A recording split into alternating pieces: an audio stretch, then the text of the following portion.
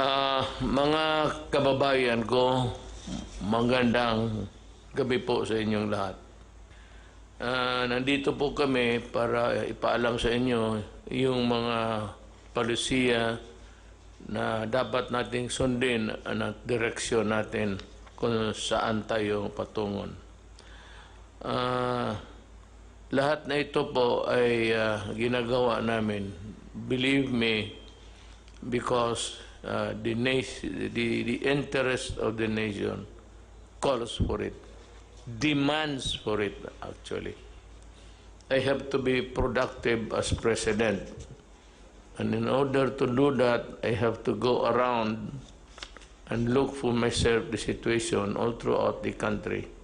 That is the job of the president, seeing to it that the republic is well guarded and the welfare of the people it's the highest concern. Itong klase po, nandito si Secretary Briones. She will tell us what is her policy and what are her plans for the studentry, mga estudyante. She's here to explain to you, and maybe isali ko na yung deadline ng tuition. Yung tuition ho sana, I hope that you'd allow a staggered payment or installments lang po sa mga eskwelahan. And for those who have really nothing to come up to sa bayaran, you have the land bank, and kindly listen to the rules, kasi itong land bank bubuksan namin and you can borrow money to finance the education of your children. Lahat ito, pupunta ito sa talagang negative. Meaning to say that we are hard-pressed in our finances, but we have to place the premium of education. So that this would be another round of expenses, but Land Bank is there to help you. And dito po ako interesado. I want the development of this endeavor of the Land Bank to help. Gusto kong malaman na matutupad talaga. So maybe I will require a report every day of how it goes, how it would present itself to the public once it is available. And, you know, the NCR will now be placed under the General Community Quarantine, or the JCQ, starting June 1. Davao City will remain JCQ rather. And the other areas under JCQ, ano itong ating task force, the regions that would remain under GCQ will be regions 2, 3, 4A, and Pangasinan, Albay. Yan sila until we have reviewed the general situation. We are not happy to put you in this place, but after review, maybe we can. But just let me tell you today that of those who are of late infection or those arriving in the country, we have a spike of about 5,000. Secretary, 500 rather, sorry, 500 lang. and Secretary Duque will expound more on that. The rest of the country will be placed under modified general community quarantine. Again, the rest of the country will be placed under modified general community quarantine. That is very clear now. In other areas, it will be again on a piecemeal basis, depending on the viability of the place to meet the challenges of COVID. But from time to time, Secretary Roque would give us the places where there will be changes. The opening of the airports. I have asked Secretary Tugadi, and he will have his time later to explain what are his plans. We would like to know, sabay-sabay tayo. Then dito sa assistance ng OFW, we are coordinating with every government agency to help them. Sana po hindi na ito maulit yung there was this stranded Filipinos not knowing where to go and when, and we decided immediately that they be returned to their home provinces. Nangyari po ito, halos sa kanila nakauwi na. But we are expecting the 300,000 something that Secretary Bellew has communicated to us. And that would be also a problem again. But this time, we should know what to do. It's a matter of calibrating every arrival and maybe sending immediately, if possible, the overseas workers coming in first. Unless, of course, they are detained because of they are sick of COVID. I mean, sick, talagang kailangan ng ospital.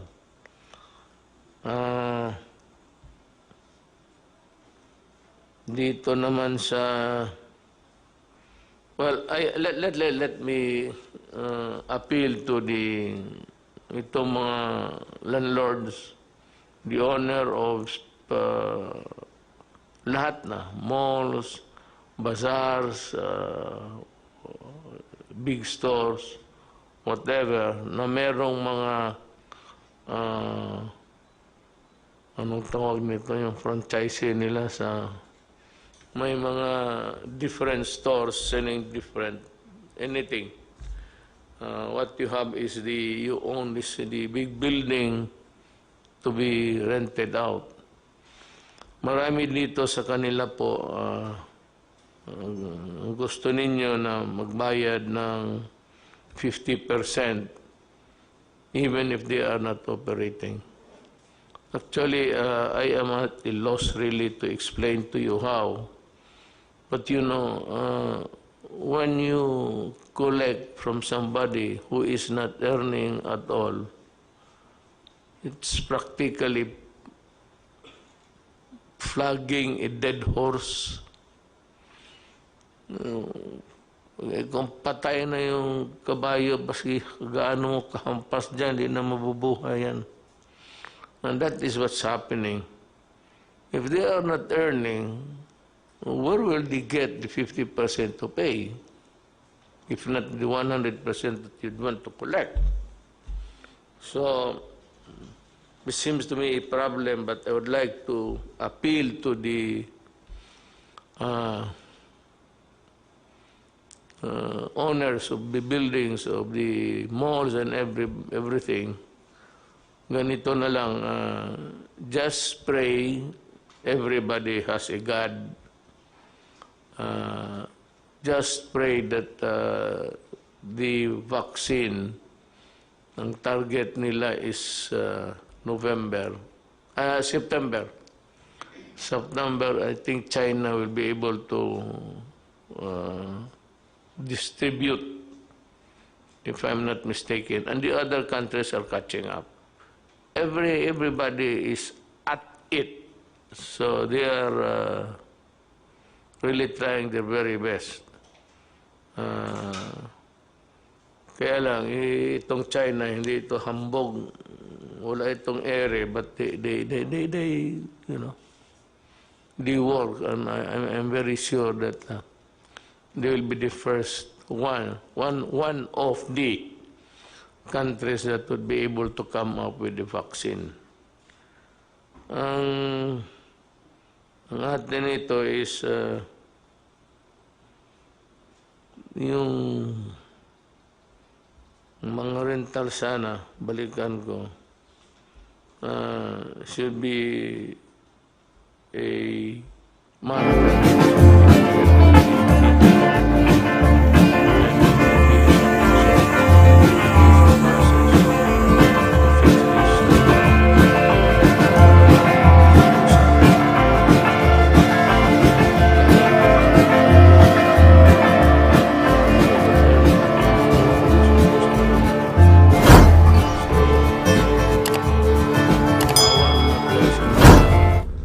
kababayan natin, let us help one another. If it does not really spell bankruptcy sa inyo, tiisin na lang ninyo with nothing except your savings to tide you over. Baka sakali makatulong yung appeal ng gobyerno. Remember that the nation is still, the entire nation is still under quarantine. Let us move to the so-called new normal as we, let's see what develops ahead. Okay, kung mayroon lang bukas, I will be the first to announce. But alam mo, remember, the COVID microbes are still in the air that you breathe, that you pass on to your fellow men if you are not ready or willing to wear the mask. It is precisely, this is the protection, not for you if you do not want it, but for the protection of the other guy. And that is why the state has every right to control your movement if you pass on a contagion to the other to the population. Kasi kung ikaw lang ang gusto, ayaw mo, and there are people who are like that, ayaw nila. And they believe that they have the antibodies to fight the coronavirus. So, the virus is there. Tapos gusto mong labanan, bahala ka. But for you to pass that virus, if you get it from one place and from another person and pass it to the other guy, that's different. That is where the right of the state comes in. So that to prevent a mass contagion, gusto namin putulin kung saan namin maputol to stop it.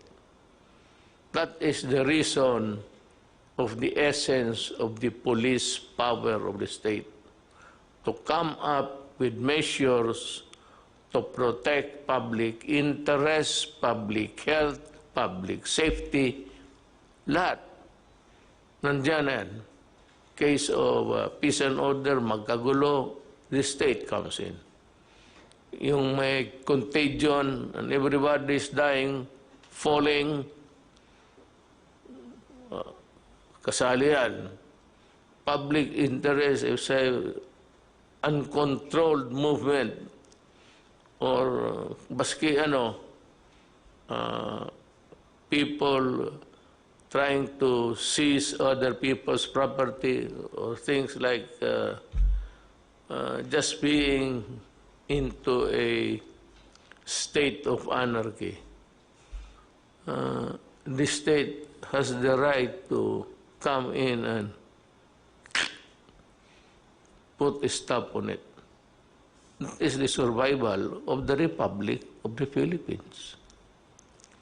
This is a country of Filipinos who obey the laws. If you do not obey the law, that's your problem. Bahala ka. Good kung makasibat ka. Kung hindi ka makasibat, ay pasensya ka. And that goes for everybody. That should be made clear. Hindi kasi ng tao na they take for granted violating the law. Now we would start a program. We start with Secretary Briones because I think that's the foremost in the minds of people. Go ahead, ma'am. Let the cameras be trained to... Thank you, Mr. President. My statement will be very short. It's based on a letter which I wrote to you after you made your statement about not allowing the opening of classes during the time of COVID. And so we are here from the DepEd to assure you that we are one with you in your uncompromising stand on the matter of the health and the safety of our learners and our teachers. You said, I will not allow the opening of classes na dikit-dikit ang mga bata. Para sa akin, bakuna muna bago andyan ang bakuna, okay na. We are saying because there is confusion and anxiety among Filipinos, families, especially the parents. We are here to state that we are one with you, Mr. President, in this non-negotiable commitment. It is the first and the most important principle when we worked out our learning community plan with all the details. We stated this also. The first and foremost concern is the health and safety of our learners and our teachers. Mr. President, there has been a confusion among our people who associate the opening of school with what we describe as face-to-face classes, where we are used to learners, we are used to teachers facing each other, and we are used to children going to school physically. But we are saying that there will be no face-to-face classes and sessions until we are assured of the safety of our children and our teachers. However, we also believe, Mr. President, that we can provide learning opportunities to our students without necessarily requiring them to go to school. And this we can do through what is described as blended and distant learning. Mr. President, this is not a new thing. We have many universities and schools which offer distant learning in many ways. We now call it blended learning because various approaches which are adjusted to the actual situation of the communities will be applied. But these are all, Mr. President, consistent with your preference that we should not be physically sending our children to school until it is safe to do so. What is the so-called blending or learning modalities? Because right now, there is a bill which is filed in Congress on this. One, for those who don't have connections, who don't have interactive facilities, there will be what we describe as printed material which will be delivered to the homes of the students through the barangays, can be picked up also by their parents at designated places within coordinated schedules. We'll be working very closely with the barangays and the local governments. And the second approach is now very popular, Mr. President. This is the online learning platform, and we in DepEd, we have what we describe as DepEd Commons. Right now, we already have over 7 million subscribers, wherein lessons, homework, quizzes, tips to learners and to teachers are all in the DepEd Commons and are accessible even to the parents. So we have instances, Mr. President, of parents who are abroad and who are monitoring what is happening to their children. They also go to the DepEd Commons and check on how their children are doing. Now, in cases, Mr. President, where there is no connectivity and printed materials may not be available immediately, we have the classic long-time approaches which have always been used in education, and this would be television. Those homes which do not necessarily have connectivity and may have television. And the most and the best used approach, of course, is radio-based instruction. Kasi ang television, mga 1950s, 60s, radios have been around since the 1800s when it was first invented. And we know that 2 world wars were won through radio messages and not necessarily computers and so on. So yung printed modules, Mr. President, we have a description of what it entails. And then also, on the matter of online, ito yung popular talaga, it's gaining popularity, online distance learning with already 7 million subscribers. And we assume here that they have access to internet. And one worry is, how about the students and the teachers? Do they have access to laptops? We made a survey, Mr. President, of teachers, more than about 788,000 of them, to find out whether they have laptops or desktops in their homes. More than 80%, nearly 700,000 have laptops or desktops in their homes, because teachers acquire these for various uses. They have family members abroad or friends, etc., etc. So this is a very, very popular mechanism for dispensing education. Now, for those who don't have access to interconnectivity, then we have television. Right now, Mr. President, 15% of television time, this is provided by law, should be dedicated to programs designed for children. So there are already existing educational programs on television stations. What we need to do is to utilize these programs to transmit our curricula. And we are working out how to do this. For example, Mr. President, PCOO is volunteering its TV facilities and also IBC 13, which is radio, for the utilization of lessons through radio and television.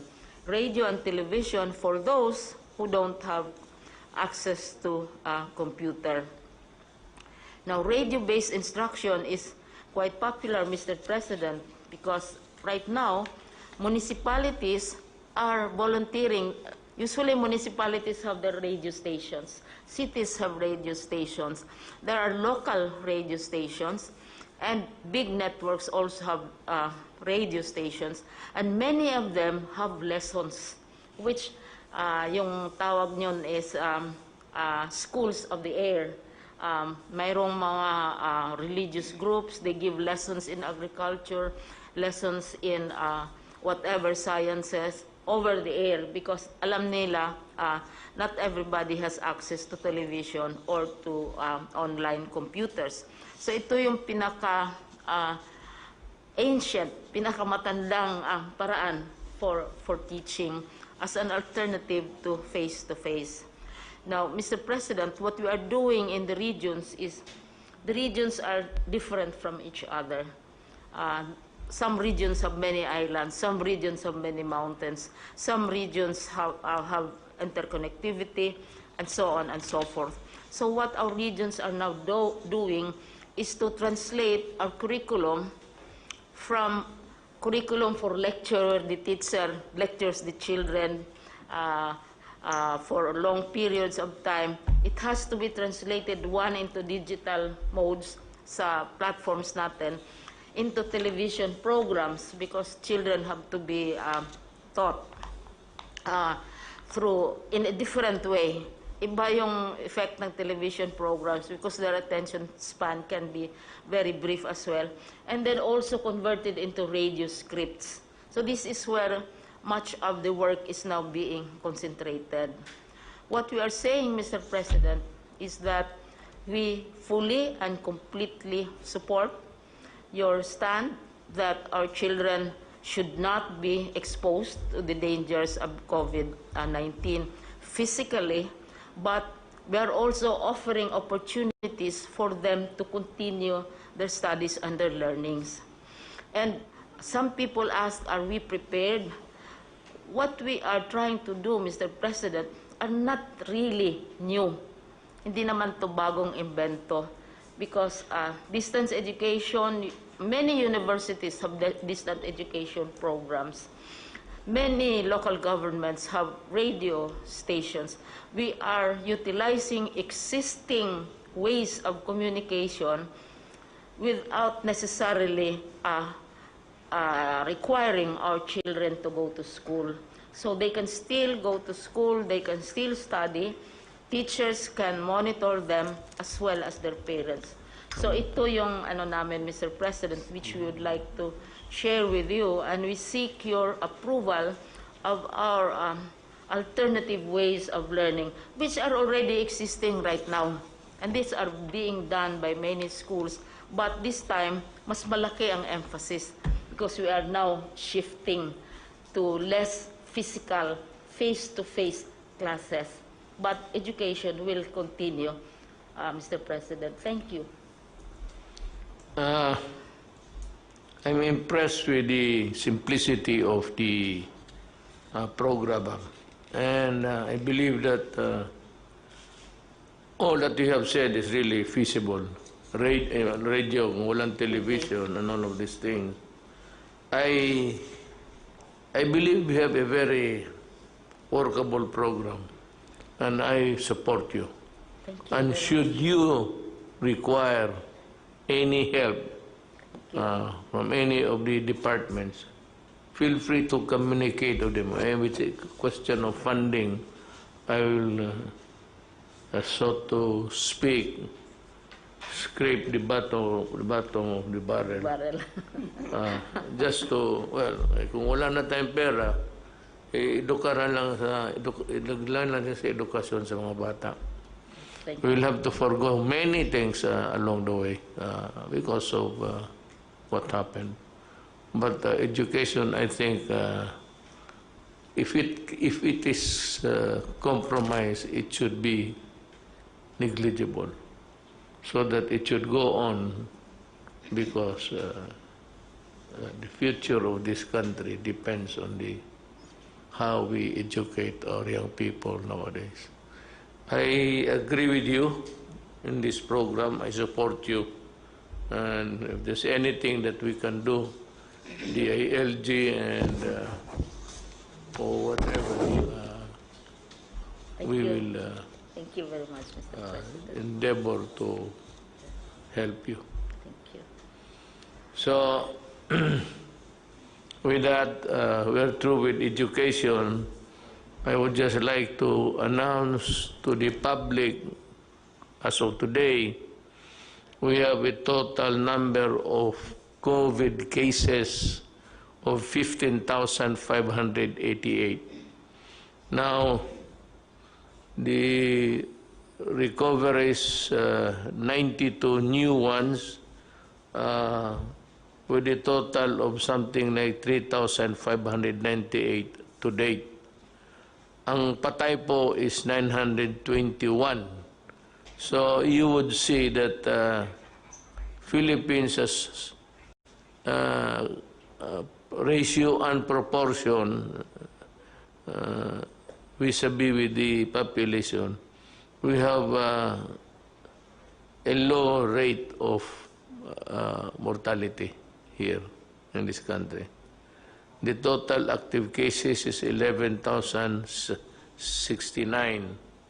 So, ang NCR is top-notcher, which is 330 or 61%. Then we have Region 7, 55, others 99, mga repatriate. Yung dati na dala dito 55. All in all, para sa akin, hindi naman masama ito. So let's go to the Secretary of, he has some important matters to take up with the public. Secretary Duque, please. Magandang gabi po, Mr. President and fellow members of the Cabinet at sa lahat po ng ating mga kababayan. Gaya po ng sinabi ni Pangulo, ang ating pong kaso na nadagdag as of 4 o'clock p.m. Today, May 28, 539 at 330 galing po sa NCR, 55 naman galing sa Central Visayas at 99 mula sa ibang mga rehiyon at 55 na mga repatriates na ito po yung kasama sa mga lumalaking bilang ng ating po mga OFWs na isinasa ilalim po natin sa RT-PCR testing. At karamihan po sa atin mga kaso ay masasabi natin pong mga local.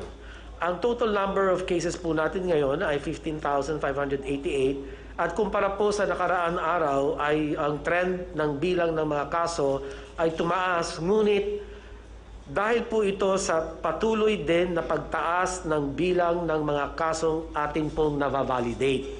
Ngayon, ibig ko rin pong bigyan diin na ang DOH po, ang ating missions na mga iba't ibang mga laboratories, pero yung mga ibang mga laboratories ay late pa rin sa pagsumiti nila ng kanilang Excel sheets.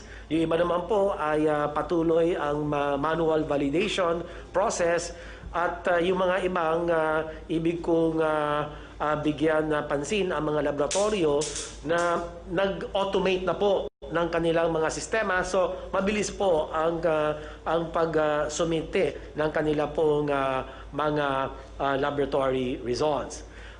Tumaas man po ang ating kaso, pero sa pangkalahatan naman, ang mild cases po natin ay asa 90%.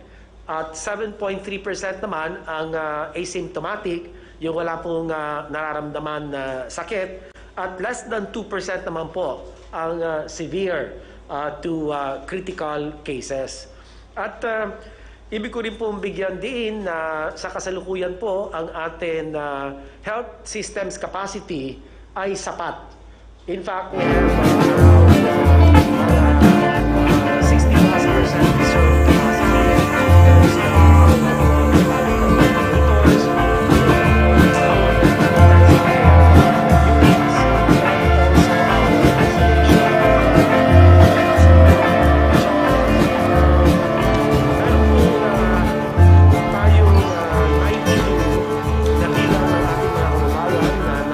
Sa mga naka-recover. Kaya sa kabuuan, ito po ay umabot na ng almost mga 3,600 recoveries. Kasama po sa mga naka-recover ay ang mga pasyenteng na-confine at mga pasyenteng may mga positive, mild and symptomatic cases na na-recover mula sa kanilang self-isolation at home quarantine. Ngunit malungkot po kami na meron po tayong mga 17 na mga kababayan na dagdag sa bilang ng atin mga pumanaw dahil po sa sakit na COVID-19. At kami po ay nakikiramay sa mga pamilya na ulila bunsod po ng pagpanaw ng atin pong 17 mga kababayan. Yun lang po, Mr. President, ang akin na update po. Maraming salamat, sir. Thank you, Secretary Duque, for that report. I hope that the public is able to grasp the whole of the dimensions na binigay ni Secretary Duque for your information. Now I'd like to call on Secretary Tugade if he has something to say about the airports and other, not only the airports, but other means of transportation under your department. Yes, Mr. Mayor, magandang gabi po. Let me predicate what I'm going to say and present by saying that while the mandate of the Department of Transportation and Kagawaran ng Transportasyon is to provide transportation, mobility, and convenience amongst its population, it is now also vested with the responsibility that the Department of Transportation must help in preventing the spread of the coronavirus. This having been said, the approach of the Department of Transportation is partial, gradual and calculated, and more importantly, by phases. Kaya nga ba't kung ang tatanungin, ano yung gagawin ng Department of Transportation in transitioning from MECQ to GCQ? Allow me to state and addressing immediately the query of the Mayor in saying ano mangyayari sa mga paliparan sa mga airport. Ganito po yung polisiya na gusto naming mangyari sa paliparan at airport. Una po, ngayon ho concentrated yung international landing and takeoff doon po sa NAIA 1, Terminal 1, 2, 3, and 4. Ang gagawin po namin once we transition from MECQ to GCQ is to expand the international aviation gateways to include Clark, Cebu, and Davao. Mahalaga hong sasabihin namin na as we expand the international gateways, aviation gateways, kaakibat ho nito yung plano namin magtayo ng mga test laboratories. Meron na hong matatapos na laboratory testing sa Clark, meron na hong matatapos sa Cebu. Ito po, pag nagawa ito, mahalaga ho ito. Kasi kung darating ho yung mga pasahero from international sa mga primary gateways na ito, kailangan ho yung testing facilities nandoon. Kaya nagkakapit bisig ho kami sa Department of Health saka sa Red Cross na kung saan mapadali yung accreditation ng mga laboratories na to.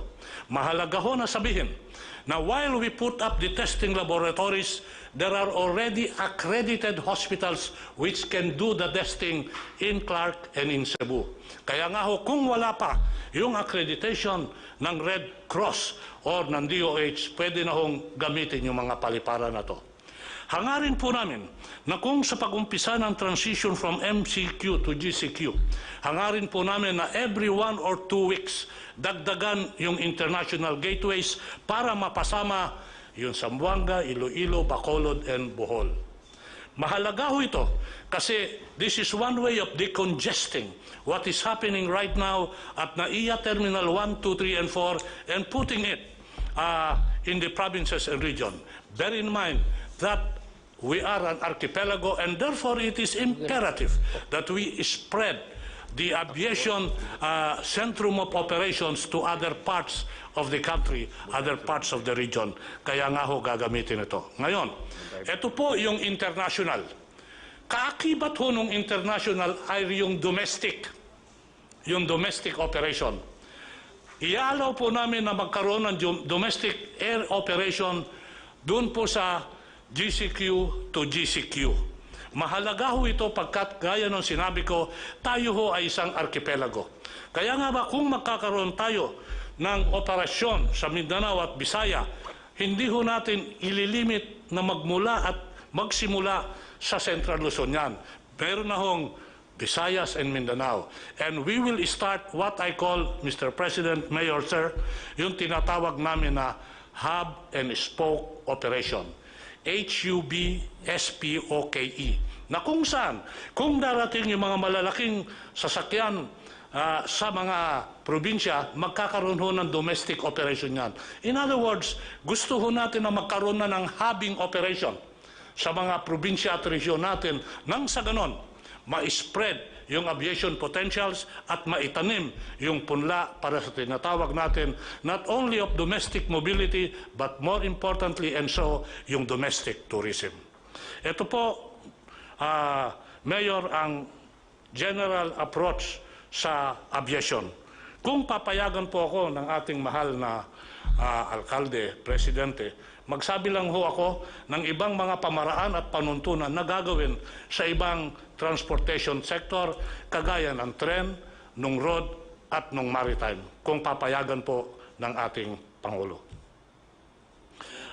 Sasabihin ko ho, kung tayo magta-transition from MECQ to GCQ, on the first day that we transition and it's put into effect, we can already put into operation our train and rails operation. Habang nag-uusap po tayo ngayon, nagsisimula ang ating mga tao sa railways at railways na kung saan sinisimulate nila kung paano maumpisa to. Sabihin ko na lang ho, namarkahan na yung bawat upuan, namarkahan na yung bawat ali, namarkahan na yung pagbili ng ticket, namarkahan na yung queuing. Handa na ho ito. Pag sinabing Lunes, handa ho kami sa Lunes. Bagamat sasabihin ko antemano, huwag i-expect na yung operation ng tren is 100%.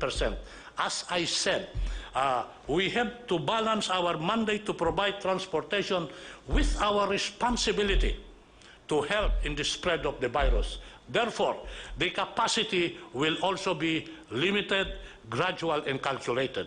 It will be an average of 10 to 12% sa LRT at MRT.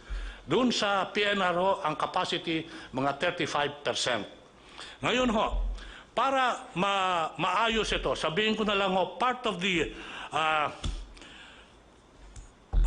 the future efforts here, ito po ang sasabihin ko. Matatapos na ho namin yung pagpalit ng release ng tren sa MRT3 by September of this year. Ano ho ang ibig sabihin nito?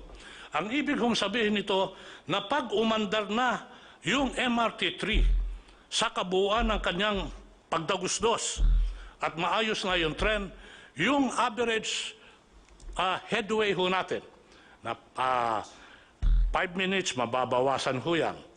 Yung kilometers per hour travel time na ngayon 30 kilometers per hour, by December ho, Mr. President, target po namin na yung speed magiging 60 kilometers per hour kasi nabago na yung release ng tren. Mababalik po ito sa dati na kung saan sabi natin, eto na yung MRT3. Bakit importante yung release?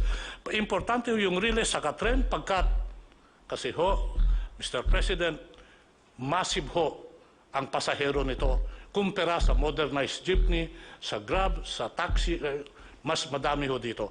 Kaya concentrated ho kami dyan. Ngayon, to augment, because limited capacity yung takbo ng tren, meron ho kaming tinatawag na bus augmentation system. Yung bus augmentation system, ganito po yon in generic terms.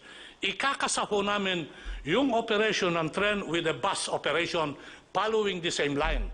Para nang sa ganon, ma-achieve natin more or less yung tinatawag na volume of passengers that move. Ngayon ho, mag-i-introduce ho kami ng bagong pamaraan.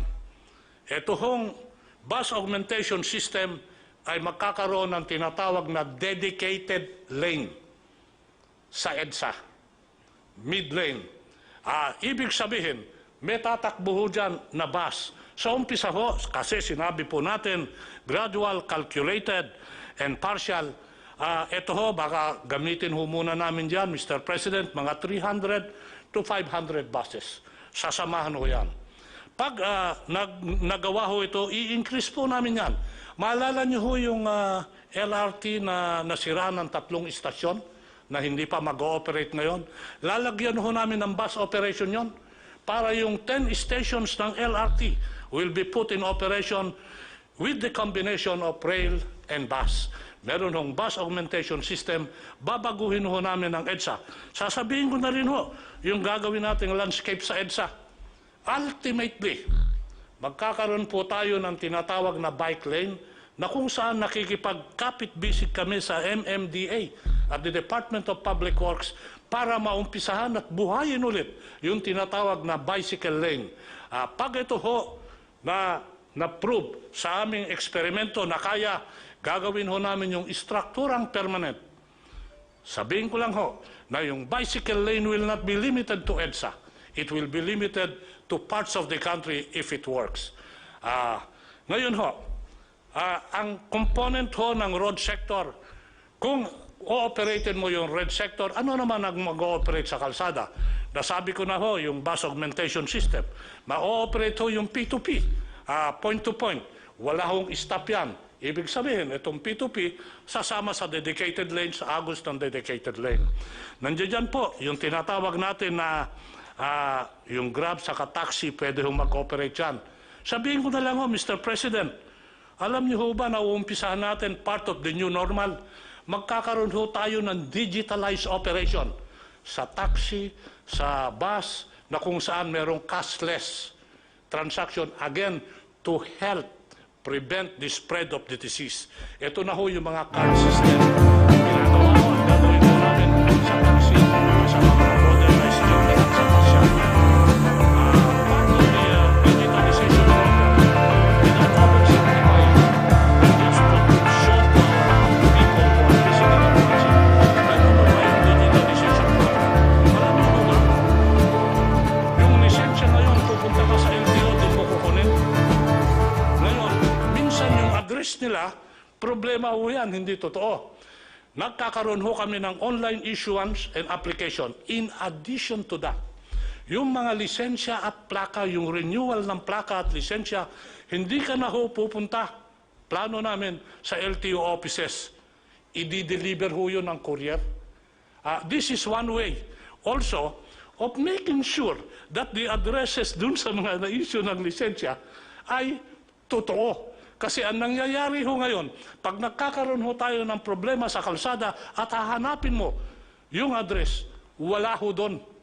So meron ho mga programang ganon.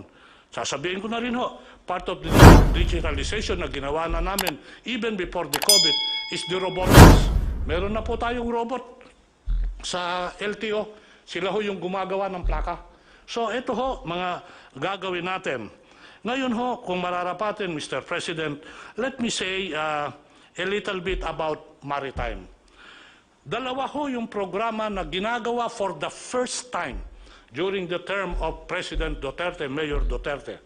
Una ho, electronic ticketing system. By December, pwede ko nang umpisahan yan because now it's on a test run. Ano ho ibig sabihin nito? May ticket na ho pag sumakay ka ng mga kuwan natin, mga maritime vessels. Mawawala ho dyan yung scalping. Mawawala rin ho dyan yung overloading kasi ticketed na. Yung ticketing, online ticketing, gagawin din ho yan sa tren. At ginagawa, of course yan, sa aviation, gagawin ho sa maritime. So magkakaroon ho tayo ng online ticketing for the first time. Mabubuo ho natin yan by December. Para sa ating mga kababayan, nandito ho yung sinabi kong palamigan ng bayan. With the problem on COVID at yung sitwasyon at lack ng storage ngayon, yung magsasaka, yung mga mangingisda, nasisira ho yung kanilang tanim at pangisda kasi walang storage. Ang ginagawa po namin, Mr. Mayor, Sir, islinunsad ho namin yung palamigan ng bayan. Ito ho yung cold reefer na kung saan pinapadala namin ito sa mga komunidad na municipality na merong nangingisda at merong nagtatanim para matulungan yung kanilang pangingisda at ang kanilang pagtatanim. Binibigyan ho namin sila. Nakadistribute na ho kami, 11 reefer containers. Plano ko ho, pagdating ng Hunyo, I know it's a tough order to my people, but I'm pushing them. Gusto ko 2 container a month para mapalawig yan. Then we can help di magsasaka and di mangingisda. Sabihin ko na rin ho, Mr. President, sa maritime, nakatapos na ho kami at report namin sa IATF kahapon ito, na matapos na kami ng puerto at gusto nilang inauguratein pa. Sabi ko, wala nang inaugurate. Operatein mo na lang. Mahigit 10 na ho yan. Operatein mo na lang. Wala na tayong inauguration. I hate ceremonies. Basta operatein mo na lang. Kasama ho dyan yung pagtatapos ng puerto sa Pag-asa. Handa na hong mag-turn over yung provincial government of Palawan na i-turn over sa amin yon sa June 12. Sabi ko, kung maaari, aksipin ko na lang sa papel yan. Huwag na tayo mag-inaugurate. Umpisahan na lang natin. Maraming salamat po, Mayor. It was a very terrific presentation, Secretary Tugade. We would like to ask Secretary Galvez to make the report first. What's the latest on your front, sir? Sir, you have directed me to visit all the different regions as a compliance to your directive and see the real situations on the ground. I have already visited Zamboanga City, Davao City, Caraga region, Bohol, Cebu City region, the Laguna region to build the quarantine facility there. Also, I visited Baguio City, sir, to see the good things that Mayor Magalong is doing. I also visited Region 12, and also I visited the malls so that we could see if they are really following the protocols. Sir, they're very thankful to you, sir, and also to Senator Bongo, because we have given them more or less 200,000 rapid test kits. And also, we put up the machine laboratory. When we went to Zamboanga City, sir, we left more or less 1,100 kits. And now they have 2 laboratories already. And also in Davao, we have already procured, with the help of the different companies, San Miguel Corporation and also Ayala Corporation, they're trying to automate the Southern Philippines Medical Center. And it can increase the capacity of the Southern Philippines Medical Center into more or less 2,000 tests per day. And the machinist will be flown from Zamboanga City to Davao City, maybe this coming Saturday, sir, to fix the machines.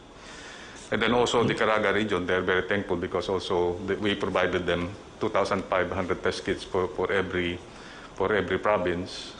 And also Bohol, we saw that Bohol will be one of our candidate for the new normal because they're still COVID-free. And considering that most of their businesses came from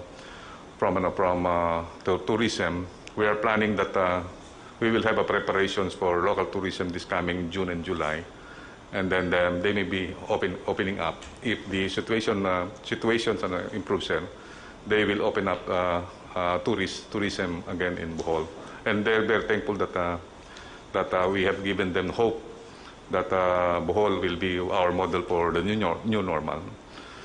And also in Baguio City, sir, we visited Baguio City, and the Baguio City, sir, is very sprawling right now. They have opened up all the business except for mass transportation and also hotel and restaurants. But I talked to General Magalong last night, and if the IATF will approve that they will be at MGCQ, they will open up some of its restaurants for dining, and also they will open up local tourism in Baguio City. And then during my visit on the malls, we saw that the people is really very mindful of the pronouncement of the president. As of this moment, when we saw the malls, we thought that there are many people there, but more or less 10 to 20% of the mall capacity is parang takot pa rin ng tao, sir, na magpunta ng malls. So majority, nakita namin, sir, mga 20 to 30 opening pa lang, sir, ng mga malls. Ang marami lang matao is yung sa supermarket, but those who open, nakikita namin, sir, medyo mayroong pa rin natawag natin precautions. But I believe when I talk to the administrator of the malls, they are very, very happy that the president, the government has given them the hope that there will be an opening. And considering that NCR will be GCQ'd, they're very happy. Sir, I also visited Cebu City. We met with Secretary Dino, and they are doing good. Though the figures that we saw is medyo tumataas po yung kanilang kanilang cases. But we saw that it is in Cebu that they conducted expanded testing. They conducted 32,000 testing. And with the original test, and also more or less 16 to 12,000 PCR tests. And they say that they are preparing for GCQ. Considering that they have already met the business with them, and they're very happy that we visited them. And they are preparing for their own business. They already Mr. President, for all those LGUs and businessmen that we have visited, they are very, very thankful that the government is giving them the support, especially when we go there. We brought PPEs, protective personal equipment for the health workers, and also we provided test kits, including rapid test kits, and also we brought all along with us with the PCR equipment.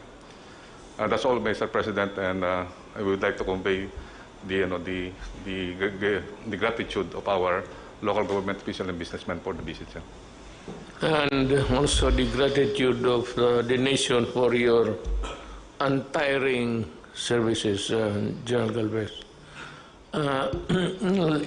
Dito sa Pilipinas, hindi tayo nagulang ng for example, Benji sa Baguio. He's a very good administrator, being a military man. He has that, I said, how to craft a government that is really fit for in your jurisdiction. Maraming mga leaders na ganon. But mayroon namang iba, and I don't blame them actually. They say that I do not have any quarrel with Richard Gomez, as he was the one who said that he's not going to accept anybody from entering or for that matter leaving the place. Okay mo lang yan, it's a part of maybe the vigilance that a person nurtures in his heart of how to do it. But, you know, there are also constitutional issues that are involved, and those are sacred ones. And for those who are not really pronounced to be infected, positive, there's no reason why you should not accept them, especially those who are returning to their homes from doing a work abroad. Kawawa naman kasi. So, yung constitutional right, there's no really a reason why you should not accept them with open arms. I think this has been understood by everybody. And unless, well, for one, if you are positive, you can stay with the place where government has to provide for the hospitalization. I want to make it clear that as much as possible, the ordinary citizen, the Filipino, does not have to spend money. If he is sick, he can seek hospitalization and charge everything to government. Wala tayo na. If he happens to be in that place and he cannot move out, and maybe is not welcome to the place, he can stay where he finds himself, and this I would like to convey to the mayor. Help anyone, not even Filipinos, foreigners, who are in your place and who go to you or who goes to the municipal building, the seat of governance of your municipality to seek help. You should expedite the hospitalization. Tulungan ninyo yung mga Pilipino. Total, I will pay for the expenses. Walang problema yan. You just sign whatever document there, I will pay for the hospitalization of any Filipino who finds himself in a strange place and he has nowhere to go. That is really an order of the national government to the local governments. Help, do not deny, and you must expedite the hospitalization until he is cured. No problem about payment, I will pay. Just bill me, and I will pay. Now, we'd like to hear sa ating next speaker, I'd like to ask General Anyo to... Maraming salamat po, Mr. President. First of all, kung merong isang positive po na nadala ang COVID crisis na to ay sa larangan ng peace and order.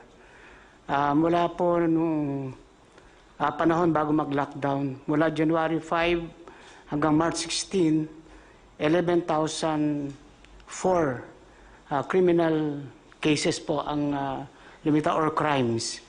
Pero mula po nung nag-lockdown tayo from March 17 to May 27, bumaba po yung ating crimes ng 4,479.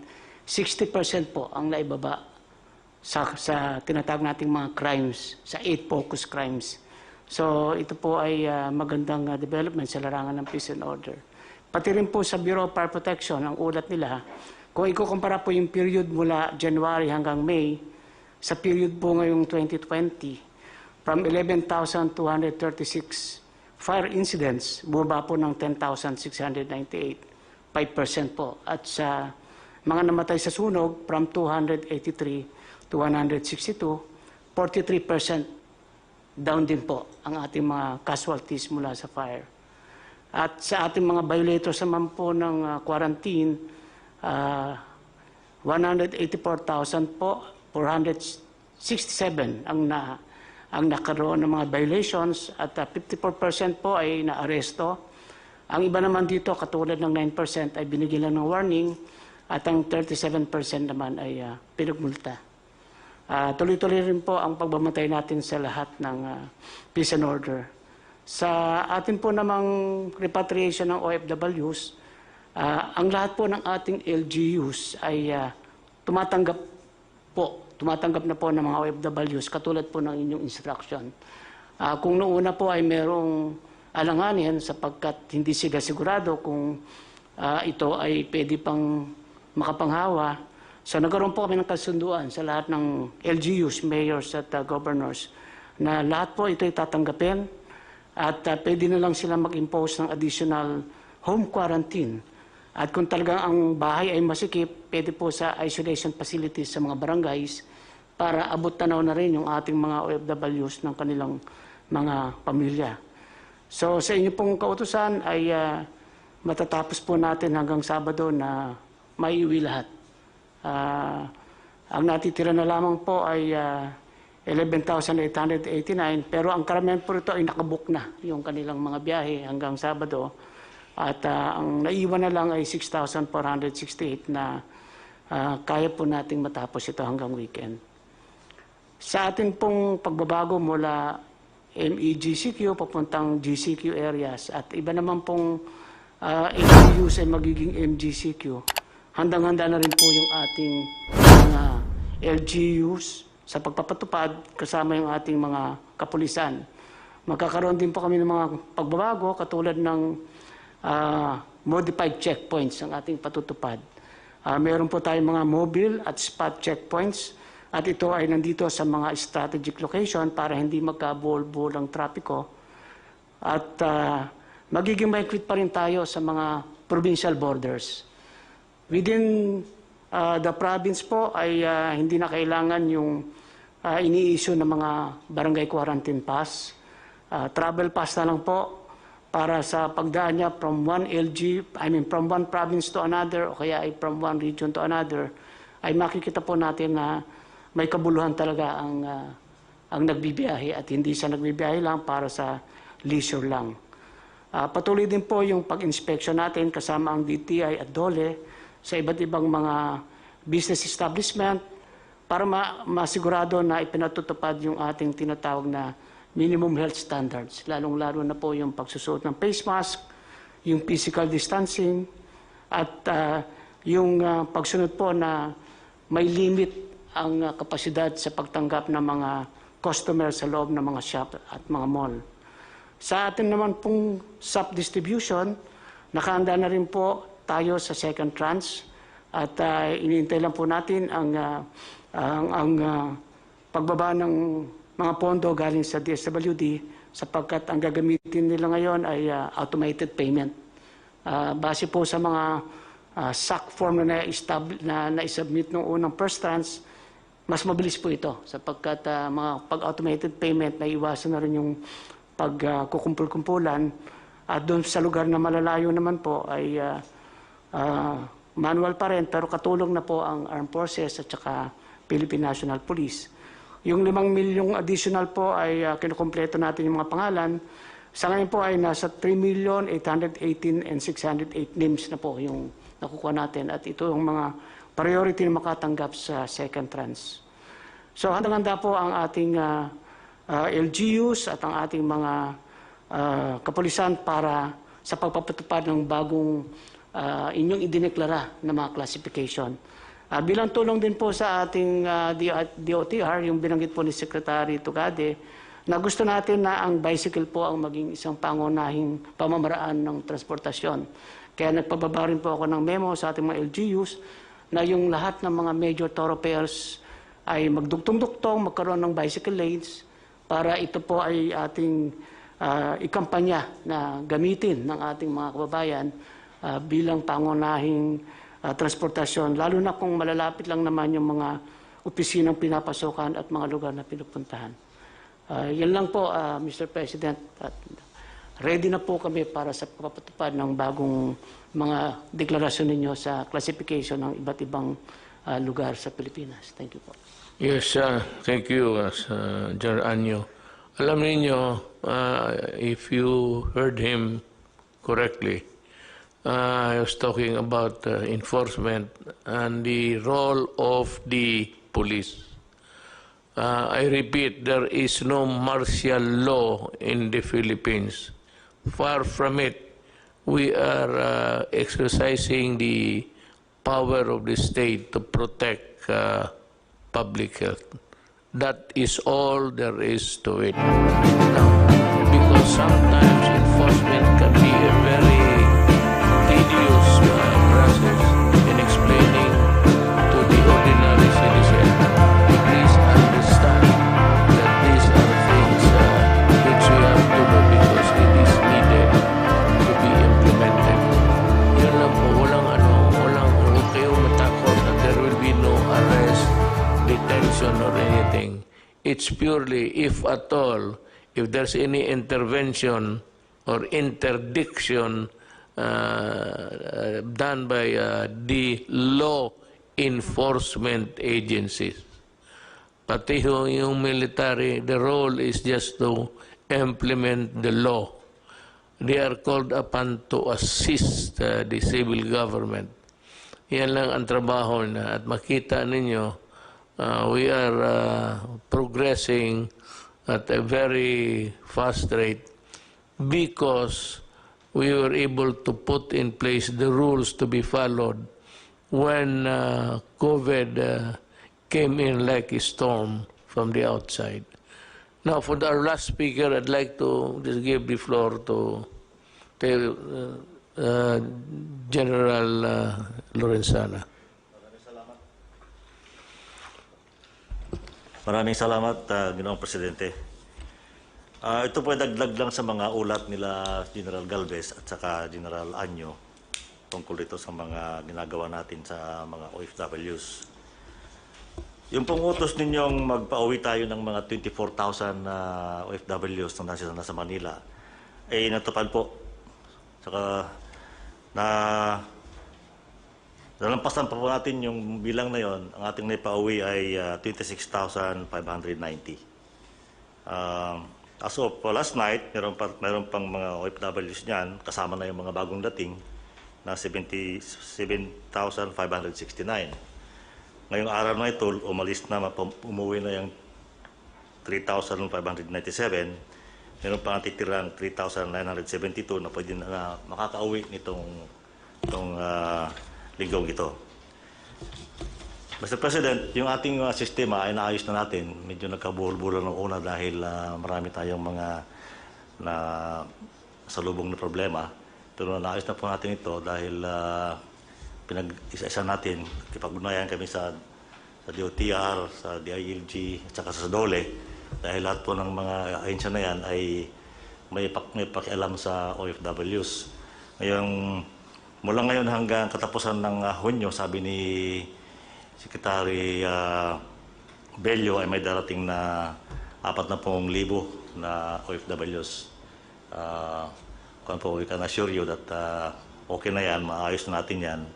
And we target ang target po namin ay hindi magtatagal na 4 na araw yung mga OFW rito at nakakauwi na sila. Ngayon, kung matutuloy yung balak ni Secretary Tugadi na bubuksan niya yung mga ibang international gateway, ay pwede na nating idiretso yung mga mga OFWs na darating at saka seafarers, yung pong nagkatrabaho sa barko, at doon na sila mag-testing. At least malapit na sila sa mga pamilya nila, hindi na sila malulungkot kung sila ay nadadalaw ng pamilya nila, kung naka-quarantine man sila. Pero ang ang balak po rito ay pag dumating po yung OFW, i-testing sa PCR at mag-quarantine sila ng 3 araw. Paglabas po ng resulta ng test, kung sila ay negative, iuwi na po. Yun lang positive ang maiiwan. Kung gano'n pong gagawin natin ay mapapadali po yung trabaho ng lahat at mapapadali rin yung pag-uwi ng mga OFW sa kanilang mga bahay. Yun lang po, Mr. Presidente. Salamat, General Lorenzana. Alam mo, as you see, if you listen very carefully sa mga pinag-usapan naman dito, it's all geared towards a governance to take care of the citizens' republic. Lahat ho namin ginagawa. At wag ho kayong maniwala. Ako na yung nagsasabi sa inyo. Yung mga test na yung sabi nila yung they unfairly drag the name of Secretary Duque. Hindi ho totoo yun. Ang nagbili noon, ang budget, pati yung Office of the President mismo, sinadya ko yun para madali. Tinanggal ko nga doon kasi overwork na ang Health Department. Ginawa ko yun para mabilis. Itong mga bidder na ito who offered a lower price never participated in the bidding. At ngayon yung matapos na, yun ang nagreklamo, offering a lower price, hoping that you would ignore the bidding and go for their price. Ito yung mga gago na ito, when they were first approached, mahal. Ngayon, may bidding, hindi sila sumali. And suddenly after that, and may I inform Senator Drilon and Ping Lacson and everybody, ganon ang nangyari. We will have a report coming your way, and that is the stand of the Office of the President.